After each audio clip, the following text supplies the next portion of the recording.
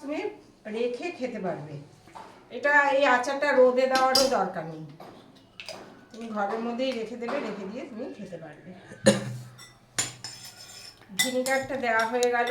যারা হিং খাও তারা একটু হিং দিতে পারো, আমরা তো হিং খাই না, তো যার জন্যে হিংটা আর দিলাম না।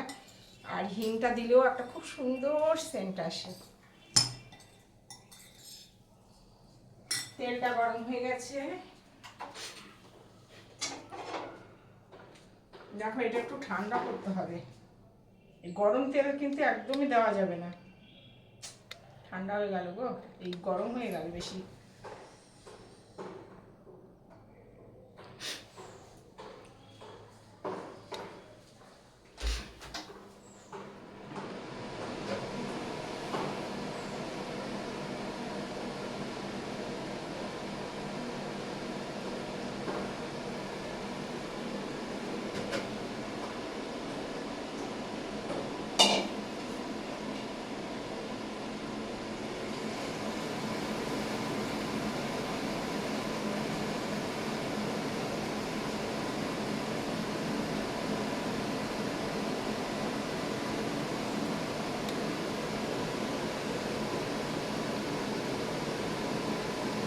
গরম হয়ে গেল, একটু ঠান্ডা করে নিলাম, বেশি গরম হয়ে গেছে তেলটা। তো এটা একটু ঠান্ডা হতে থাক, ততক্ষণে তোমাদের সাথে একটু গল্প করে নিয়ে, গল্প বলতে এই রাখো আমলকি, এগুলো দিয়েও আচার বানাবো, আর একটা ভিডিও বানাবো, সেটা তোমাদের দেখাবো। আর এই আচারটা তো দেখলে বানানো, যাদের যাদের ইচ্ছে তারা তারা বানিয়ে নেবে, আর যারা যারা বানাতে পারবে না, খেতে ইচ্ছে করবে, আমাকে ফোন করবে, আমি তাহলে তোমাদের বানিয়ে খাওয়াবো।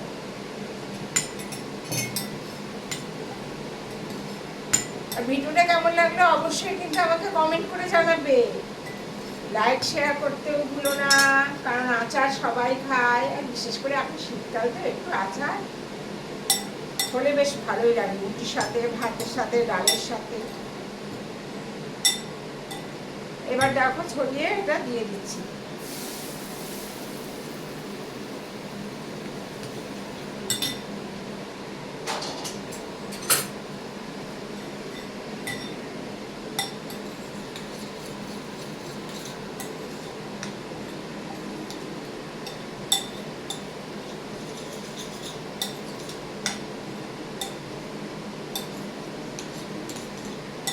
দেখো বন্ধুরা, আচারটা মোটামুটি হয়ে যাচ্ছে, এবার ঢেকে আরো আধ ঘন্টা রাখতে হবে।